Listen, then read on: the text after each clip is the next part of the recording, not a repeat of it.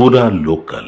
ఏదైతే అయితే ఇప్పుడు జిహెచ్ఎంసీ 150 కొన్న వార్డులను 300 వార్డులుగా చేశారో, సో దానిపైన ఇప్పుడు ప్రస్తుతం చాలా వ్యతిరేకత అయితే వినిపిస్తుంది. ఇటు ప్రజల వైపు నుంచి అలాగే పొలిటీషియన్స్ వరకు కూడా ప్రతి ఒక్కరూ వ్యతిరేకత అనేది చూపిస్తున్నారు. అసంతృప్తి కూడా ఎక్కువ కనిపిస్తుంది. సో ప్రస్తుతం మనం అయితే ఖైరతాబాద్ ప్రాంతంలో ఉన్నాం. ఇక్కడ స్థానిక ప్రజలను అడిగి తెలుసుకుందాం, వాళ్ళు ఏమనుకుంటున్నారు, స్థానికంగా వాళ్ళకి ఎట్లాంటి ఇబ్బందులు ఉన్నాయని కూడా. సో నమస్తే అండి. నా పేరు కే నాగేశ్వరరావు అండి.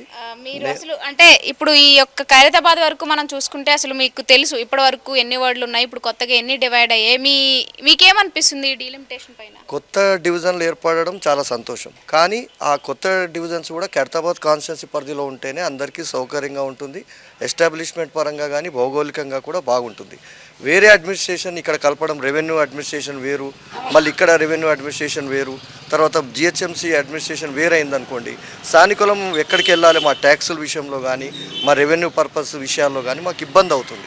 కార్పొరేటర్ ఒకరు, ఎమ్మెల్యే ఒకరు, ఇలా మాకు ఇబ్బంది అవుతుంది. మా కాన్స్టిట్యున్సీ ఎమ్మెల్యే ఖైరతాబాద్ ఉందనుకోండి, మేము కార్పొరేటర్ శాంతినగర్లో కలిస్తే మాకు నాంపల్లి ఎమ్మెల్యే అవుతారు. ఈ 2-3 బూతులు 2-3 ప్రాంతాలకు అట్లా మాకు ఇక్కడ సామాజికంగా ఏదైనా కార్యక్రమాలకు కానీ రిప్రజెంట్ చేయాలంటే 2 ఎమ్మెల్యేలకు చేయాల్సి వస్తుంది. కాబట్టి అలా మాకు చాలా ఇబ్బంది అవుతుంది.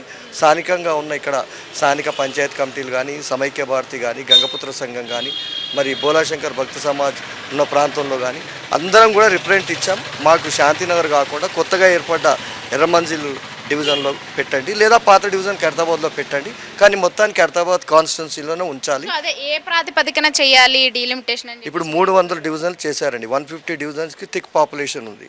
ఇంకా వేరే మున్సిపాలిటీలు కలిపారు, అందులో థిక్ పాపులేషన్ లేదు. ఇవన్నీ తీసి అక్కడ డివైడ్ చేయాలన్నప్పుడు ఒక శాండిటీ ఉండాలి. మీకు పాపులేషన్ బేస్ చేస్తున్నారా లేక బౌండరీస్ బేస్ చేస్తున్నారా అనేది క్లారిటీ లేదు. మీరు పాపులేషన్ బేస్ అంటే ఇప్పుడు పాపులేషన్ కొత్త పాపులేషన్ ఏం లేదు. 2011 సెన్సెసే ఉంది, ప్రజెంట్ సెన్సెస్ లేదు. 2021లో మన కోవిడ్ వల్ల సెన్సెస్ కాలేదు. రాజ్యాంగబద్ధంగా మీరు సెన్సెస్ చేయండి. 2026లో గవర్నమెంట్ ఆఫ్ ఇండియా షెడ్యూల్ ఇస్తుంది. సెన్సెస్ అయిన తర్వాత జనాభా బయటకు వచ్చిన తర్వాత అప్పుడు మీకు ఒక లెక్క ఉంటుంది, మీకు ఒక జనాభా వస్తుంది. హైదరాబాద్ సిటీలో 1.5 కోటి ఉన్నారా, ఇప్పుడు మున్సిపాలిటీలు కలిపితే 2 కోట్లు అయ్యారా, దాన్ని మీరు డివైడెడ్ చేయండి. ఇంటూ 40 చేస్తారా, ఇంటూ 30 చేస్తారా, అటు 300 డివిజన్స్కి మీరు మల్టిపుల్ చేసి దాన్ని డివైడ్ చేయండి. అప్పుడు ప్రజలకు ఉంటుంది. అది కూడా పరిపాలన పరంగా ఉండాలి. ఏ కాన్స్టిట్యున్సీ ఎమ్మెల్యేకి ఆ డివిజన్స్ ఉంటేనే బాగుంటుంది. ఎక్కడైనా బార్డర్స్ నాలాస్ కానీ ఏదైనా ప్రభుత్వ స్థలాలు ఉంటే బార్డర్స్ చేంజ్ అవుతాయి, కానీ జనాభాకి ఇబ్బంది కలగకుండా ఉండాలనేది మా వ్యక్తిగత అభిప్రాయం కాదు, సంఘాల అభిప్రాయం కూడా అదే. సో అంటే ఇప్పుడు ఈ యొక్క డీలిమిటేషన్ వల్ల వార్డులు అనేవి డివైడ్ అయిపోతున్నాయి. సో దీనివల్ల కార్పొరేటర్లు అయితే వాళ్ళ ఓట్లు ఎక్కడ చీల్స్తారు, అటు వెళ్ళిపోతారు, మాకు ఓటర్లు తగ్గిపోతాయి అని చెప్పేసి వాళ్ళు ఫీల్ అవుతున్నారు. అంటే ప్రజల కోసం చూసుకుంటే ప్రధానంగా లోకల్లో ఎలాంటి సమస్యలు తలెత్తుతాయి అంటారు? ఇప్పుడు టెక్నికల్గా ఏమందండి, మాది ఖైరతాబాద్ మండల్. ఇప్పుడు ఆ శాంతినగర్ వచ్చి విజయనగర్ కాలనీ మండల్కి వస్తుంది. మాకు క్యాస్ట్ సర్టిఫికెట్స్, ఇన్కమ్ సర్టిఫికెట్స్ అన్ని ఖైరతాబాద్ మండల్లో సబ్మిట్ చేస్తాం. మాకు వచ్చి టెక్నికల్గా అక్కడికి వెళ్ళాలంటే ఇబ్బంది, డిస్టర్బ్ అవుతారు. ఎందుకంటే మాకు ఎమ్మెల్యే ఎవరో తెలియదు, కార్పొరేటర్ ఎవరో తెలియదు. ఇప్పటికే చాలా కన్ఫ్యూజన్ ఉన్నారు. మేము శాంతినగర్లో కలిసినామనో లేకపోతే మమ్మల్ని అక్కడ కలుపుతున్నారనో. ఒక్క స్పెసిఫిక్గా ఐసోలేటెడ్గా ఇట్లాంటి కొన్ని తీసుకోవడం ఎందుకు? తీసుకుంటే ఒక 10 బూతులు తీసుకోండి, తెలుస్తుంది. అది కూడా ఖైరతాబాద్ కాన్స్టిట్యున్సీ. మాకు జిహెచ్ఎంసీ సర్కిల్ 17, మా ట్యాక్సులు అన్నీ వసూలు చేసేది జిహెచ్ఎంసీ. ఆ సర్కిల్ వేరు. మరి మా రికార్డ్ అంతా కూడా ఇక్కడ నుంచి అక్కడ షిఫ్ట్ కాదు.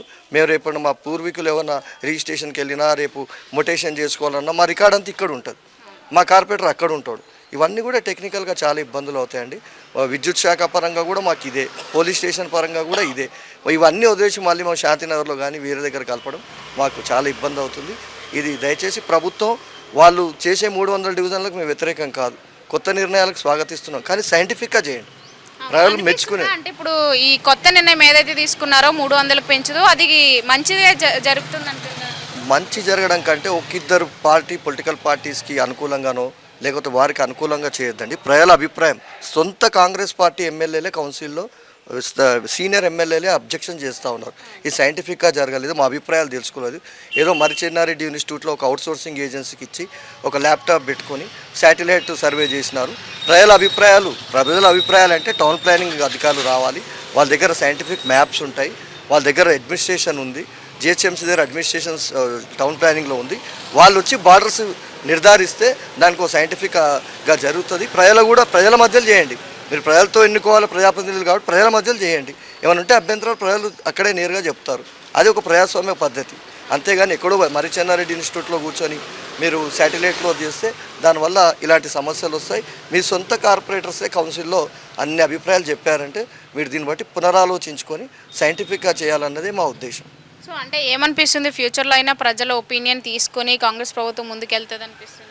తీసుకుంటేనే బాగుంటుందండి. నిన్న ముఖ్యమంత్రి గారు మాట్లాడారు, వేరే జెడ్పీటీసీ, ఎంపీటీసీ, మున్సిపాలిటీలో విషయాల్లో, రిజర్వేషన్ల విషయాల్లో కూడా మేము అసెంబ్లీలో అన్ని పార్టీలతో చర్చిస్తాం, అందరికి అవకాశం ఇస్తాం. అదే ప్రజాస్వామ్య పద్ధతితో కౌన్సిల్లో కూడా చర్చించండి. కౌన్సిల్ ఎలక్టెడ్ బాడీ, దాని అభిప్రాయాలు తెలుసుకోండి. ముందు ఆ డ్రాఫ్ట్ ఏదైతే ప్లాన్స్ ఉన్నాయో, ఏదైతే డివిజన్ బార్డర్స్ ఇస్తున్నారో కార్పొరేటర్స్ అభిప్రాయం తెలపండి. 1 వీక్ కార్పొరేటర్స్కి ప్రజాప్రతినిధులకు టైం ఇవ్వండి, ఎక్స్ అఫీషియోస్కి వాళ్ళ అభిప్రాయాలు చెప్పనివ్వండి. రిటర్న్లో వాళ్ళ నుంచి తీసుకోండి, ఒక ప్రెస్ మీట్ పెట్టండి. 150 కార్పొరేటర్లు ఇలాంటి అబ్జెక్షన్స్ ఇచ్చారు, మేము దీన్ని రెటిఫై చేస్తున్నామని డెమోక్రసీ ప్రాక్టీసెస్ని ఫాలో కమ్మనేది మా ఉద్దేశం. అవును, ఇప్పుడు ఈ నిర్ణయం తీసుకోవడం వల్ల చివరి ప్రాంతాల్లో ఉండే ప్రజలందరూ కూడా వాళ్ళకి అడ్వాంటేజ్ ఉంది. ఇప్పుడు వాళ్ళ అన్ని రకాలుగా అంటే భూమి రేట్లు పెరగడమే కావచ్చు, వాళ్ళకు కూడా గుర్తింపు జేహెచ్ఎంసీలోకి వచ్చిన తర్వాత మన కార్పొరేషన్ కూడా వైడ్గా అవుతుంది అనమాట, మన సౌత్ ఇండియాలోనే ఎక్కడా లేని విధంగా. సో ఇదంతా చేస్తుంటే అంటే కాంగ్రెస్ ప్రభుత్వం వచ్చిన తర్వాత ఇప్పుడు అంతా తెలంగాణ బ్రాండ్ పెంచే విధంగా ఉందనిపిస్తుంది. ఇప్పుడు ఈ గ్లోబల్ సమ్మిటే కావచ్చు, తర్వాత మిస్ ఇండియాలు ఇవన్నీ చూసినప్పుడు మేడం మీకు అడ్మినిస్ట్రేషన్ లేదు కదా, మున్సిపాలిటీ లిమిటేషన్స్ ఉంటాయి, దాంట్లో స్టాఫ్ తక్కువ ఉంటుంది. కార్పొరేషన్ డివిజన్ అనేసరికి ఒక డిఎంసీ ఉండాలి, ఒక ఏఎంఓచ్ ఉండాలి, తర్వాత ఇంజనీరింగ్ సెక్షన్ ఉండాలి, ఒక సిస్టమ్ ఉండాలి. మీకు మున్సిపాలిటీలో అంత సిస్టమ్ లేదు కదా. మీరు ముందు సిస్టమ్ని శాంక్షన్ పోస్టులు ఇవ్వండి. ఆ 150 డివిజన్స్ కొత్తగా చేస్తున్న శాంక్షన్ పోస్ట్ ఇవ్వండి. ఎక్కడైతే హైదరాబాద్ 150 డివిజన్లో ఏదైతే అడ్మినిస్ట్రేషన్ ఉందో, ఒక డిఎంసీ కింద ఎంతమంది అధికారులు ఉంటారో అక్కడ కూడా శాంక్షన్ ఇవ్వండి మున్సిపాలిటీస్కి. అప్పుడు మీకు అడ్మినిస్ట్రేషన్ రన్ అవుతుంది. కేవలం ఏరియాస్ పెట్టుకొని కార్పొరేటర్ల సంఖ్య పెంచితే ఆ కార్పొరేటర్ నిస్సహాయత వ్యక్తం చేస్తాడు, పని చేయలేడు కదా. సిస్టమ్ లేని, శానిటేషన్ స్టాఫ్ లేనిది, డిఎంసీ లేనిది, టౌన్ ప్లానింగ్ అధికారులు లేనిది, ఇంజనీర్ల అధికారులు లేనిది అని ఎలా పని చేస్తారు? ఫ్యూచర్లో వీళ్ళందరికీ కూడా ఒక మంచి ఉద్యోగ అవకాశాలు కూడా పెరిగే అవకాశం ఉంది ఇంత వార్డులు పెంచిన తర్వాత. అవును మేడం, మీరు ఉద్యోగాలు ఎక్కడ ఇస్తున్నారు? మీరు ముందైతే చెప్పండి, మీరు జిహెచ్ఎంసీకి 150కి ఎంత స్ట్రెంత్ ఉంది, ఈ 150కి ఇంకా మేము కొత్త పోస్టులు ఇన్ని చేస్తున్నాం చెప్పండి. రేపు వాళ్ళే కదా పని చేయాలి. కార్పొరేటర్లు రోడ్లు ఊడ్చారు కదా, కార్పొరేటర్లు కానీ రోడ్లు వేయరు కదా, లేకపోతే ఎమ్మెల్యేలు కానీ రోడ్లు చేయరు కదా. స్టాఫ్ ఇంజనీరింగ్ స్టాఫ్ చేయాలి, శానిటేషన్ చేయాలి. ప్రజాప్రతినిధులు చేయరు, ప్రతిపాదిస్తారు, చెప్తారు, లెటర్లు ఇస్తారు, కానీ మరి ఆ స్టాఫ్ చేయాలంటే మీ దగ్గర స్టాఫ్ ఉందా లేదా కూడా తెలియాలి కదా. మా అభిప్రాయం అది. ప్రజాప్రతినిధుల మీద గన్ను పెట్టి మీరు మీ నిర్ణయాలు తీసుకుంటా అంటే తప్పు కదా అనేది మా ఉద్దేశం.